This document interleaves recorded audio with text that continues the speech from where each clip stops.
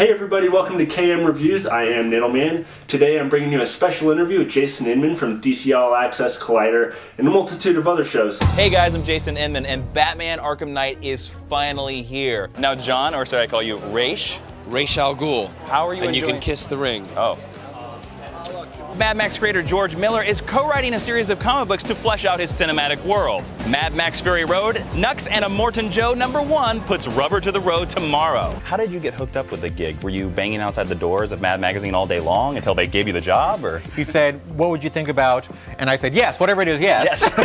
Whereas if you introduce them in the team, make the world be like, man, that guy with the beard and a trident's really cool. Right. I want to see his movie now. It's the better move. Hey guys, I'm Jason Inman. And I'm Tiffany Smith. You have literally co-created almost every character in every comic book universe ever.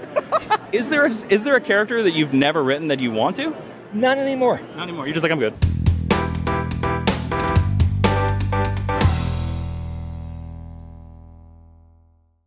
I'm really gracious that you're here, by the way. I'm a small little YouTube channel, so thank you for coming on. Appreciate it. Thanks for having me.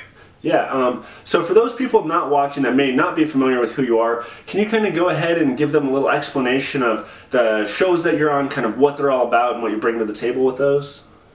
I am the co-host of DC All Access. It is DC Comics' official YouTube show that happens every single weekday on the DC Entertainment YouTube channel. And then other times you'll see me as a talking head on Collider Movie Talk, sometimes the Screen Junkie Show, and Collider Heroes. And then I also host a podcast called Geek History Lesson, where I teach you about members of pop culture, characters of pop culture, constructs, stuff like that, all about nerdy education. And then now I'm a comic book creator and comic book writer of the comic book called Jupiter Jet. Oh, you actually made a comic book yourself? Yes, indeed. So what's this Jupiter Jet? What's that all about? So Jupiter Jet is an all-ages comic book that I co-wrote with Ashley Victoria Robinson. Is going to be published later this year by Action Lab Comics. It's basically a 16-year-old girl who has a jetpack, and she's flying around the world of 1935. I almost said 85.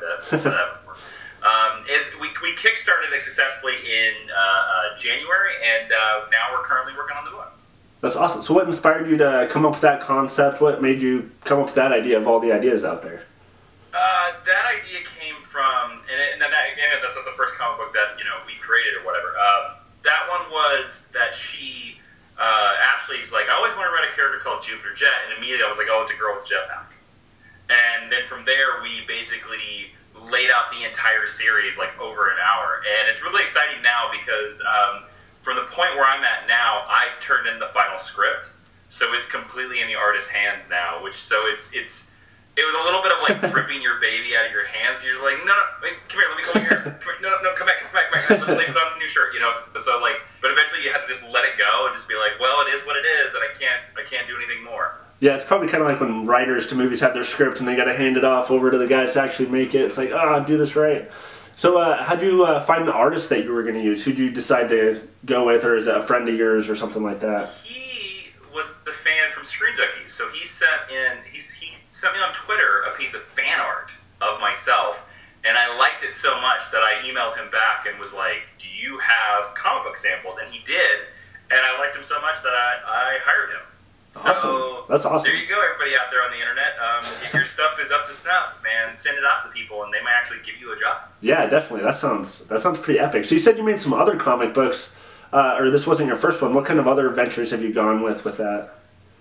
We've been published in several little comic anthologies. We were in the If Anthology in 2016. We're going to be in the If Anthology. That's what Alternative Comics' big comic book anthology. We'll be in it again this year. I wrote a piece for Love is Love, which is Mark Andreyko's giant to benefit the rights of the Orlando Pulse victims. So I wrote a comic book page for that, and also I'm as well did the webcomic called the Red Shirt Diaries for our web series, and then various other things too. So it's like you can go on forever, It's like asking like J.J. Abrams, be like, how many movies you made? It's like 3 hours. Right. Okay, makes sense. So for those people out there that maybe have comic book ideas, how do you even go about creating a comic book and getting those things published? Like, I don't even know what the process is for that. Well, the best answer for that is that there are so so many different ways. It's just like a movie. There is no one right way. It's whatever way works best for you. I would say read a comic, read lots of comics, understand how comics work, because comic book writing is different than every other type of writing, because you are the director and the editor and the writer at the same time, which is something that doesn't happen when you write a book or even you write a screenplay. When you write a screenplay, you literally can just write, they fight, and it's somebody's job to figure out, oh, okay, is this fight 7 minutes? Is this fight 3 minutes? I don't know. You as a writer can literally go, they fight after the fight, and just move on. Okay. In a comic book, you can't do that. Right. In a comic book, you have to literally choreograph the entire fight, choreograph the entire action sequence.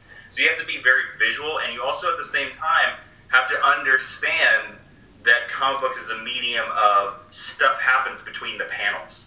Right. Because that's how you create the sense of movement that is actually not there, that your mind creates. So, right. Okay. So with all the shows that you either host yourself or you're a guest on, how much say do you have on what goes in there as far as the guests or what content is going to be talked about? Do they just kind of say, hey, we're going to talk about this, go? Or do you have a say in that sort of stuff? In terms of DC All Access and Collider, yeah, I have literally no say. And that is actually the standard for most of those shows that you'll see all over the internet. Like the hosts that are talking, you don't get much choice about what you're talking about, but you do get choice on what you say, like what you actually say. But they'll be like, okay, today this entire week we're going to talk about Wonder Woman, and at no point can I be like, no. But I can be like, well, let's talk about Wonder Woman, blah blah blah. And the Brian Azzarello run was really great. Like I can add little stuff like that. So that's like kind of the standard. Okay. Of everything out here basically is the bosses tell you you're going to talk about this, and then it's your job to do it. Okay, cool. So is this always what you wanted to do? Is write comic books and be on these YouTube shows, or is that like how did you go from being an average kid to doing this sort of stuff? What guided you here? That is honestly like a 4-hour answer. To go from I guess the summed up version. That's a tough question to answer very succinctly. My dream has always been to work on a television show that I had some on-camera idea with, like where I was either an actor in or I was a host of or something like that. So I'm pretty close to what I want to do. I never considered ever doing part of the internet. That was the surprise. That was the stuff where I was able to like break down some of the walls simply by doing it on the internet. So that is like really the surprise. In terms of answering your question about how I got from a boy to here, oh good lord, read my autobiography that comes out when I die. Okay. All right. Well, so have you ever pursued acting or anything like that, or are you more of a behind-the-scenes type of writer, or what do you prefer? I'm more of a writer. I do act. I do a lot of improv. I've done a lot of stuff. I training at the UCB, the Upright Citizens Brigade here in LA. So I've done stuff like that. I like improv better than acting because I like scenes for like 3 minutes, and I like to be the crazy man in scenes or the weird guy in scenes. I've acted in the past. I'm fine with it. I would never want to do it as a career simply for the fact that I would only want to be in funny scenes. Okay. I'm not a big fan of doing death scenes or doing stuff like that. But that's not to say that like in the future, like if I found the right project that I couldn't do that. But like for now, like I'd rather create the scene than have to perform the scene. Yeah, I think the only acting thing I've actually seen you do, I think, was on your webpage, and you were doing was it Doctor Who or something, like this big long if you go video. back to my YouTube channel, you'll actually see like there are sketch after sketch after sketch after sketch where I'm acting. I wanna be the doctor, drive the TARDIS to the edge of space. I wanna be the doctor, I can regenerate a brand new face. No one stays dead except for Bucky. Bucky's alive? No one stays dead except for Jason Todd. Jason Todd's alive? No one stays dead except for Uncle Ben. Thank God. Jubilee goes pop, pop, pop. But there's one sound that no one knows. What's Wolverine say? Schnick, schnick, schnick, schnick, schnick, schnick, schnick, schnick, schnick, schnick, schnick, schnick, schnick, schnick, schnick, schnick, schnick. So for those people unfamiliar with what the Schmoedown is, you're pretty familiar with what the Schmoedown is. Can you kind of explain to them? Well, for those of you that don't know what it is, there's basically this big movie trivia challenge kind of tournament that goes on with some of the different YouTubers around, Screen Junkies, Collider, DCL Access, a bunch of different people come together and they, almost like WWF wrestling style, they compete and they try to win belts and stuff like that. We have 4 nerds here ready to do battle. Team Heroes versus Team Trek. Burnett, you know, he lives it up like a lion, like a villain, spouting all kind of lies. We need to shut that down. Jason, Justice, Inman, and the Man's Man, Scott Man's Team Trek! Oh, they brought their phasers! And Jason Inman. Is it Taraji Henson? That's correct. What has your role been in the Schmoedown so far, and how do you plan on progressing with that? I've been only a competitor in the singles and in the inner geekdom and in the team tournament with my good friend Scott Mance as Team Trek. Okay. It's interesting to progress with that because there are so many teams and so many competitors now.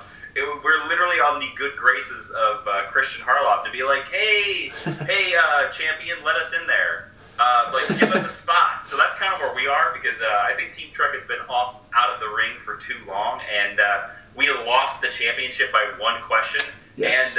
and by Buzzergate, which I think still like irks us to this day. Hold on. What? Jeff Snyder. What? Okay. All right. Wow! All right. Yeah, that's right. I remember seeing that. You know, so I want Team Trek to get some more shots. I don't know if I'm really rushing to get a singles match again because like I really enjoy doing it with Scott a lot. Okay. But I do want to get back into the ring in terms of the inner geekdom because I would have been in the last round except for that damn wheel, and the wheel like knocked me out of the inner geekdom. So and it's interesting because every inner geekdom match I've watched since the wheel knocked me out, just thought they were easy. Just thought they were really easy. So the real champion of the inner geekdom, I'm not saying it's me, I don't think has the belt right now. Who would that be? I don't know. I want somebody to earn it. And so far I feel like everybody has only gotten it off of like these, like either the wheel has gotten them there or a TKO has gotten them there. Like, you know, it's accidental things. Like, again, I love Jeremy Johns to death. Last 2 times he's won inner geekdom matches has been because of the wheel. I would agree. So what would you say as far as movie trivia challenge questions go? What are your strengths and weaknesses with those kind of questions? Well, I'm not going to tell you my weaknesses because then if somebody watches this, they can get me in the next match, man. They can have a choice. My strengths really are dramas and of course sci-fi and like comic book movies. And then sci-fi movies as well, like are my really big strengths. And it's probably the weakness of everybody in the Schmoedown. If I were to have like one really solid weakness, it's classics. Yeah. I think once you move earlier than 1960, like it's gonna start getting real rough. But another strength I have is westerns, which I know is a big weakness of a lot of people in the Schmoedown. Yeah, definitely. That would be a weakness of mine. Everything pretty much before 1980, I'm like, I don't know. So as far as going back to the Schmoedown stuff, do you actually study for those questions? Like, do you say, okay, here's my weaknesses, I'm going to study for this stuff and get on IMDb or whatever, or do you just kind of wing it? It depends on the tournament. It also really depends on my time. I mean, that's the honest truth of the matter is that if I have the time, I will try it. If I have the time the week before a tournament, I'll try to spend like an hour a day studying, like quizzes or whatever. I don't really do weaknesses. I'll just like pick random categories that I think will show up on the wheel. Right. Generally, what I'll do is I'll watch the previous week's Schmoedown, and I'll see what's on the wheel, and then those will be my categories that I study because most of the time it's just general, right? Right. It's always the wheel. The wheel's the one thing that always worries me because you can hit that category that you just don't know, and it knocks you out completely. Exactly. Whereas like most of the other game, you can kind of, if you have a general knowledge, you can mostly sift through. Right. So like I mainly concentrate on the wheel, but no, there have been some weeks where I just haven't studied at all, and we've won. And there have been weeks where I have studied and we've lost. So it just goes to show you, man, the Schmoedown is so random that you never know what you're going to get. Right, absolutely. All right, Jason, big spin. Are here. those Star Trek references? Yes, they are, sir. There you go. There's the spin as we land on. They want Trek. They want Trek. They miss Trek. They get romantic comedy. You said you'd prefer the team matches with Scott. How did you end up getting teamed up with Scott? Did they say you two are going to be a team, or was that your guys' idea? It was our idea. Actually, it was our idea. I had heard that Scott was looking for a teammate. And so I literally, this all happened on the phone, I literally texted Christian, was like, me and Mance called Team Trek. And he was like, if you can get Mance to agree to it, done. And so I literally called up Scott Mance. I was like, you and me, Team Trek. And he was like, done. I was like, well, there was the team. It was that simple, man. Sorry there wasn't a better story. But that's fine. So if you could choose, if you and Scott could say, we want to face these guys next, who would you want to take on? Who would you want to smash? And do you have anything to say to them if there's anyone in particular in mind? Well, I really want to take on Team 10. I really want to take on Top 10. I really do, simply for the fact I want to see Scott go up against John when he has the confidence of his #1 behind him. When Scott is focused and when he's not all crazy town, like sometimes John Roca can turn him into. Right. But I do want to send a message out to the Patriots, let's say the electoral winners of the Schmoedown, that just know, gentlemen, those belts aren't real. You only got it because of a buzzer. Because that last match was bullshit. The judging against us was bullshit. So as far as knowing Scott Mance and Christian and all these people on these different shows and Screen Junkies and stuff, how did you get involved in that community? How did you get to know these people and be a part of their shows? Did you like know them in high school or something, or did they see your video and be like, hey, we want to bring you on, or what? So I worked at Screen Junkies for about a year. I don't remember the year though. So I worked at Screen Junkies before DC All Access, and when I started at Screen Junkies, they were developing movie fights. So I helped them. So week 1 of movie fights, I'm there, I'm the producer, and I helped them develop the format and come up with the questions. And I basically wrote the questions for movie fights for the first 50 episodes. Right.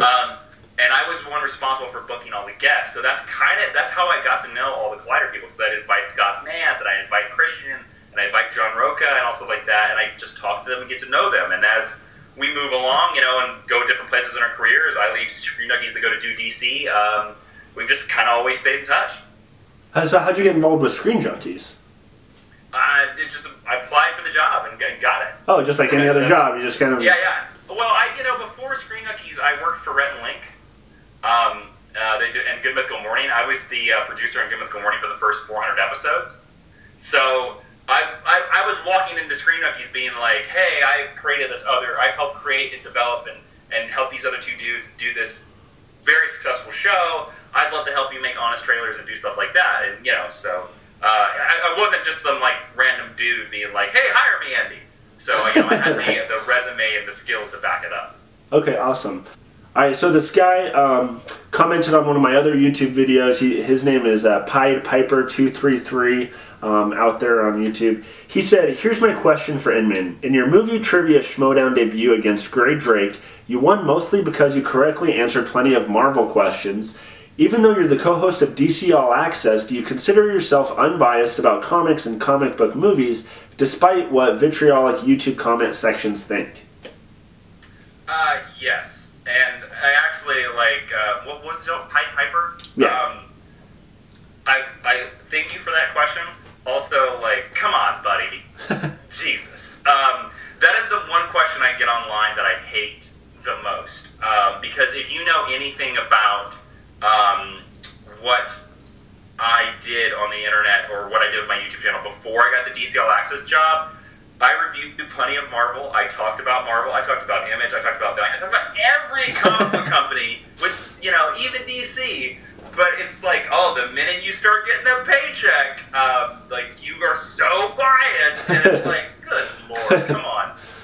No, I love, right here behind me is a picture of Daredevil.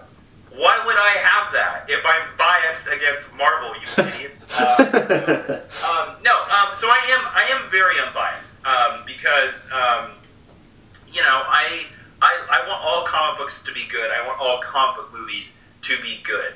Of course, I'm going to be loyal to the amazing company that's given me a dream job. Yeah, but, you know, also at the same time, you can go watch my Flash reviews on YouTube, and there are several episodes of The Flash that I think are terrible. They're really bad, and I say so. There are videos of me saying so. So, my biggest response to that is I get tired of answering not answering this question, but like I get tired of defending it. Right. Because it is not a black and white, and nobody wishes for a bad comic book movie, and nobody wishes for a terrible comic book movie. And you can like both sides, and it doesn't matter. I love Daredevil. I love Superman. It doesn't matter. I mean, one of my favorite things of all time, one of my favorite comics of all time, is the Fantastic Four. Right. I went and saw that Fantastic Four movie because I was praying that it would be good. It was terrible, but I really, really, really wanted it to be good. And again, you can find my comments on like Batman v Superman online, stuff like that. I wasn't a big fan of it. I really wasn't. But I thought I had moments of greatness. Did you ever see the director's cut? At the same time, it has problems, you know. Did you ever see the extended director's cut version? I did, and I liked that a lot better. I thought the extended cut was a lot better than the theatrical version. But then again, at the same time, man, I thought Wonder Woman was astounding. I thought it was so I thought it was pretty good. And you know, again, it's one of those things where I enjoyed Guardians 2, but I didn't love it the way that I liked Guardians 1. Right. You know? So, like, there's that type of thing. So, like, I try to be unbiased as possible because if you give me a good story, I don't care what company you come from, I'm going to like you. Okay. So having... Didn't mean to be aggressive there. No, you're good. That is something that I get all the time, and I'm just like, it's not black and white, guys. Yeah, I do watch Collider a lot, and I've noticed that's a trend is if you say something good about Marvel, Marvel's paying you off, and you hate DC, and vice versa. I'm sure you guys, being bigger YouTube personalities, probably get Twitter questions and YouTube comments all the time with that sort of stuff. Do you ever engage with that, or do you try to just not even respond to that sort of stuff? I'll engage depending on the person. Like, if the person is really nice or has a smart point, then I'll engage with them. But if the person, there's a certain type of Twitter comment that is just set to, like, oh, I'm just going to poke your buttons, or I'm going to try to, you know, I want to cause a fight. And believe me, that tends to be more of Twitter comments than not. Then no, I'll just mute them. The Twitter mute button is the greatest invention of all time, and it's awesome. So no, I don't engage with them because mostly the people that ask that question they're just looking for the fight. Okay. Do you find that you still run into that a lot? 100%, man, all the time. And the craziest thing about, like, you brought up that comment earlier about how, like, oh, if you like a Marvel thing, you're being paid off. Oh, if you like a DC thing, you're being paid off. Man, if those paychecks existed, none of us would be doing YouTube. I guarantee it. We would leave this industry completely and go buy our houses somewhere and just say, to heck with it. Because the vitriol and the criticism and the fire is not worth it. Right, absolutely. Yeah, because even me, I just have a very small YouTube channel right now. Yeah. And it wasn't even a comic book movie. It was a movie called Collateral Beauty with Will Smith. And I had some good things to say about it. A lot of people hated it. But because I was like the one guy that liked it, even I had a bunch of comments of all these people like, oh, you got paid off, oh, you blah, blah, blah. And it's just like, Jesus. Yeah. And I fell into the trap, though, of commenting back and getting into these arguments. And I'm like, you have to know when you have to just make your point and then walk away. Because, like, here, I haven't even seen that movie. I've heard the bad reviews. But you know what? If you like it, dude, great. I'm glad you liked it. And just because you like it doesn't change anything in my life. It also doesn't change the movie. You're not right. I'm not right. You're not wrong. I'm not wrong. Right, exactly. Fine. It's so subjective, and that's the other problem is that where the people are like, well, everyone knows that Suicide Squad sucks, and that's a fact. And it's like, no, it's not. It's an opinion. Right. You know, and it's like to somebody like that, I always want to be like, well, have you checked the box office? Because I guarantee that movie still made money. Exactly. I hate all the Transformers. Yes. But you know what? There's 6 Transformers movies, and I think they all suck. But hey, people still keep going to see them. So if somebody tells me they like the Transformers movies, like John Roca, then more power. Yeah. More power to him. I'm glad he enjoys them. Yeah, definitely. I always see that. It's always Dennis and him, and Transformers stuff comes up, and he loves it, and Dennis doesn't. But that's part of what I love about those shows is the different personalities of all you guys talking about the different stuff. You've been on TV Talk, correct? When it comes to TV Talk, do they give you a set, like you need to watch these shows before you come on, or is it just kind of a general knowledge-based thing when they have you come on that? It's a little both. It depends on the week. Like if there's a season finale or something like that, they'll be like, "Oh, can you please make sure?" But there have been weeks before where I've been on TV. By the way, TV Talk for Collider is the hardest show to prep for because sometimes I've come to TV Talk and like I've got to watch 4 hours of television the night before, and none of the other shows, even the Schmoedown, require that much preparation, but TV Talk does. Right. So it just depends on like if there's a season finale or an important moment, then they'll be like, "Hey, can everybody please make sure to watch this?" But even if you miss it, it's very easy to walk into it and just be able to like general knowledge or whatever. Because I think I did an episode where The Handmaid's Tale was premiering, and I didn't have the time to watch Handmaid. I don't have that much time to watch television anymore. Right. Yeah. I mean, so it's just it's one of those things. So it can be general. Okay. Well, to make sure this interview doesn't go on too long for too many people, my last kind of question is just for all the people out there that maybe want to get where you're at. Well, I guess you have a multitude of different things that you do with comic book writing and YouTube and stuff, but in general, if they just want to do something different and get to do something like you're doing, do you have any advice for people out there? Yes. Do.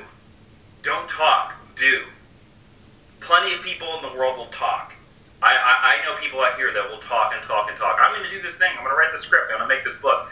I'll talk to them a year later. I'll catch up with them, whatever, San Diego Comic-Con or wherever the next time I see them. Hey, how's that book come along? Oh, I didn't complete it. Oh, how's that film come along? Oh, I didn't do it.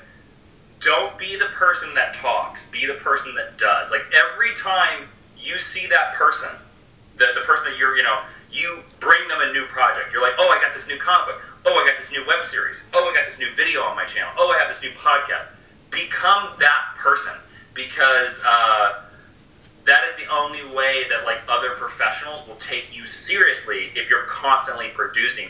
And that's what separates you from the millions of people, and it is millions of people that want to do this stuff and just talk and talk and talk and talk about it, but never do it. Right. So no matter what it is, even if it's like just like this interview right here, man, like doing interviews like this make a huge difference. Absolutely. And you guys out there watching, I don't have a shit ton of subscribers or anything. I'm not one of the guys with 1 million subscribers. I just reached out to these people. Yeah, exactly. Well, you have a lot more than I do. But, I mean, I just reached out there. I've interviewed a couple people now, both people in movies and some people from YouTube, just because I reached out. Anybody could have done what I did. But, again, thank you for coming on here. Really appreciate it. Maybe one day we'll be able to talk again or something. For those of you watching, where can people find you? You can find me on Twitter, Instagram, and YouTube at Jawin, Jawin. On the YouTube channel, I have like all kinds of like comic book DC theory videos about Flash and Arrow. I have a weekly podcast on iTunes every single week called Geek History Lesson. It's one of the funnest things I do because I love teaching people about characters. Geeky education, I think, is a subject that should be in universities, and I would love to teach it. And then otherwise, you can find me on DC All Access every single weekday. Awesome. And for those of you that are maybe new to my channel, you can follow me on Facebook, Twitter, and Instagram at Niddleman. And stay tuned for more upcoming interviews and movie reviews and all sorts of stuff. If you can handle it, go.